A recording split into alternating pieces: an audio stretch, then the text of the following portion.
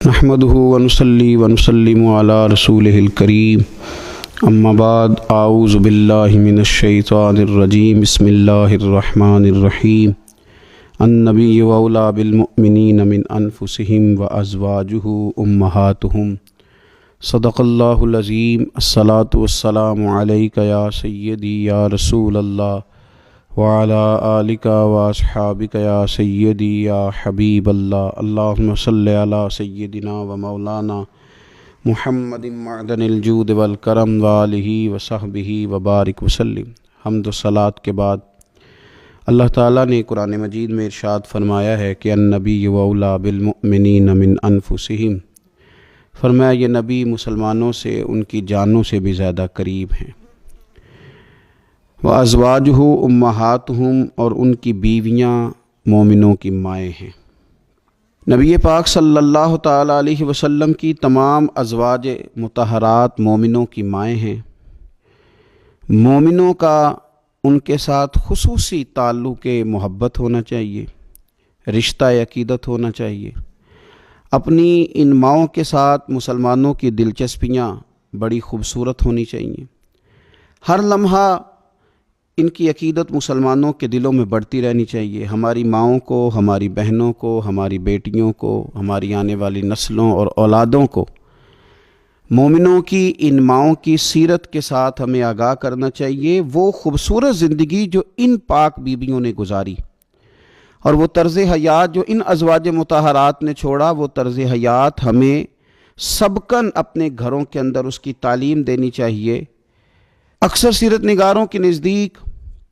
سیدہ طیبہ طاہرہ حضرت خدیجہ الکبریٰ رضی اللہ تعالیٰ عنہ کا یوم وصال رمضان المبارک میں ہے، اور بعض نے لکھا رمضان المبارک کی 10 تاریخ کو ہے۔ کائنات ارضی پر جن لوگوں نے وفا کی تاریخ لکھی اور اس دھرتی پر جن لوگوں نے وفاداری کو حسن، وقار اور خوبصورتی کے ساتھ قائم فرمایا، اور جن کی تاریخ انسانیت کو زندہ رکھے گی، اور جن کا نام قیامت تک لوگوں کے لیے مشعل راہ رہے گا، اور جن کی محبتوں سے لوگ خیرات حاصل کرتے رہیں گے، ان میں ایک نام ہے سیدہ خدیجہ الکبریٰ رضی اللہ تعالی عنہا کا۔ حضرت خدیجہ الکبریٰ رضی اللہ تعالی عنہا نبی پاک صلی اللہ تعالی علیہ وسلم کی سب سے پہلی زوجہ ہیں، اور یہ وہ خوبصورت خاتون ہے جن کی موجودگی میں نبی پاک علیہ السلام نے دوسرا نکاح نہیں فرمایا۔ یہ حضور کے نکاح میں آئیں اور 25 سال انہیں حضور علیہ السلام کے ساتھ رفاقت کا شرف حاصل رہا۔ بڑی امیر تھیں، بڑا مال تھا، اللہ نے بڑا نوازا تھا، لیکن انہوں نے ہر چیز حضور کے مقدس قدموں پہ نچھاور کر دی۔ انہوں نے اپنا سارا مال لا کے حضور کی بارگاہ عالی مرتبت میں پیش کر دیا، اپنی ساری توجہات حضور کی خدمت پہ لگا دیں۔ حضور علیہ السلام جب کفار کی ظلم و ستم سے، ان کی طرف سے آنے والی تکلیفوں سے پریشان ہو کے لوٹتے تو یہ مقدس خاتون میرے قریب محبوب کی دلجوئی کرتی۔ گھر کے اندر نبی پاک صلی اللہ تعالیٰ علیہ وسلم کا حوصلہ بڑھانے کے لیے اللہ تبارک و تعالیٰ نے حضرت خدیجہ الکبریٰ رضی اللہ تعالیٰ عنہ کو منتخب فرمایا۔ آپ حضور علیہ السلام کی خدمت کرتی، حضور سے محبت کرتی، حضور کی ساری اولاد سوائے ایک صاحبزادے کے حضرت خدیجہ الکبریٰ کے بطن نور سے ہوئی۔ اس ملکہ نے امیری چھوڑ کے حضور کے ساتھ فقیری کی، صبحیں بتائیں، شامیں بتائیں، جن کے لیے بہت ساری کنیزیں خود خدمت کرنے کے لیے موجود رہتی تھی۔ اس خاتون نے پھر اپنے دست مبارک سے حضور کی خدمت کی، کھانا پکایا، کپڑے دھوئے، ڈیوٹیاں کیں۔ قربان جائیں، حضرت عائشہ صدیقہ رضی اللہ تعالیٰ عنہ فرماتی ہیں میں نے رشک کیا ہے ساری زندگی حضرت خدیجہ الکبریٰ پر۔ اتنا ذکر حضور کرتے گھر میں ان کا، اتنا ذکر کرتے، اور کبھی ہم ذکر چھیڑ دیتے کہ حضور آپ حضرت خدیجہ کا ذکر کرتے ہیں، تو پھر تو حضور اور زیادہ سیدہ خدیجہ کا تذکرہ کرتے،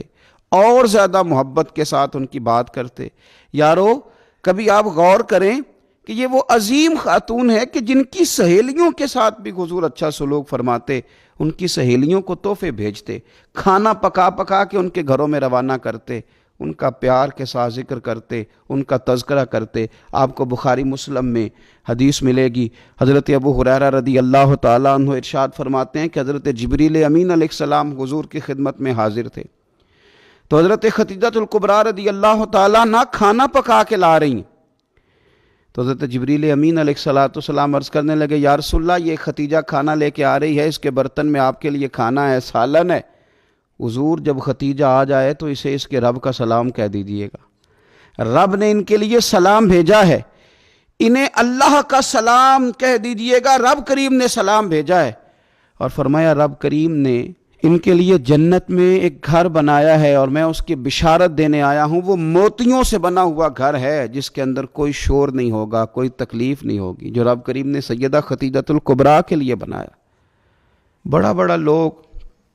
مدر ڈے مناتے ہیں، ماؤں کا دن مناتے ہیں، ماؤں کے لیے لفظ کہے جاتے ہیں، شعر کہے جاتے ہیں، پھول بھیجے جاتے ہیں، پیار کی بولی بولی جاتی ہے۔ کائنات میں اگر لوگوں نے مدر ڈے منانا ہے، ماں کا دن منانا ہے، تو سیدہ خدیجہ الکبریٰ کا دن منایا جائے، اس ماں کا دن منایا جائے جس نے ماؤں کا وقار بلند کیا، اس عظیم خاتون کا دن منایا جائے جس نے لوگوں کو بتلایا کہ کائنات میں وہ بیویوں جن کے خاوند، جن کے شوہر دنیا میں کوئی بڑا کام کر رہے ہیں، وہ عورتیں اپنا کردار اس طرح کا بنائیں کہ وہ معاون بن جائیں، وہ مددگار بن جائیں۔ اگر وہ عورتیں حضرت خدیجہ الکبریٰ رضی اللہ تعالیٰ عنہا کا نقش قدم تلاش کر لیں گی، ان کا اسوہ نور اپنا لیں گی، تو ہو سکتا ہے کہ ان کے خامد اگر کوئی خیر کا کام کر رہے ہیں، کوئی بھلائی کا کام کر رہے ہیں، کوئی خدمت دین متین کر رہے ہیں، اس اسوہ کو اپنانے کی وجہ سے وہ ڈبل کام کر سکیں گے، شوہر پہلے سے زیادہ خدمات سر انجام دے سکیں گے۔ اس خاتون نے اپنی وفاؤں کا رخ اس طرح موڑا کہ اگر میں کہوں کہ وفا کا دوسرا نام ہی سیدہ خدیجہ الکبریٰ ہے، اگر میں کہوں کہ ادب کا دوسرا نام ہی سیدہ خدیجہ الکبریٰ ہے، اگر میں کہوں کہ شوہر کی فرما برداری کو کسی ایک جملے میں سمیٹا جا سکتا ہے، تو اس جملے کا نام سیدہ خدیجہ الکبریٰ ہے۔ سلام اس ماں پر جس ماں نے ہمارے پیارے محبوب علیہ السلام کو اتنا زیادہ پیار کیا کہ حضور سید عالم ان کے پاس آتے تو تسلی محسوس کرتے، کریم ان کے پاس جب تشریف لاتے تو حضور اپنے دل کو راحت میں محسوس کرتے۔ حضور علیہ السلام نے ان کے وصال کے سال کو غم کا سال قرار دیا۔ آؤ اس ماں کو خراج تحسین پیش کریں، اس ماں کا ذکر کریں، 10 رمضان مبارک کا سارا دن اس ماں کا ذکر کر کے گزاریں، ان کے لیے اپنے دل میں محبت پیدا کریں، اپنی بیٹیوں کو، اپنی بہنوں کو اور اپنے گھر والوں کو یاد کرائیں کہ یہ یوم ہے سیدہ خدیجہ الکبریٰ کا۔ اس دن کے موقع پر اپنی ماں کو سوٹ کا تحفہ پیش کریں، کپڑے خرید کے دیں، اس موقع پر اپنی بیٹی کے لیے تحفہ لیں، اس موقع پر اپنے گھر والوں کے ساتھ اپنے رویے کو نرم کریں کہ آج دن ہے سیدہ خدیجہ الکبریٰ کا۔ اے اللہ صدقہ سیدہ خدیجہ الکبریٰ کا ہم سب کی ماؤں کو جنت میں ٹھنڈی جگہ عطا فرمانا۔ اے اللہ صدقہ خدیجہ الکبریٰ کا جن کی مائیں موجود ہیں ان کے سائے عافیت کے ساتھ دراز کرنا۔ اللہ صدقہ سیدہ خدیجہ الکبریٰ کا ہماری ماؤں کے حق میں رحمت والے فیصلے فرمانا۔ آخر دعوایا ان الحمدللہ رب العالمین۔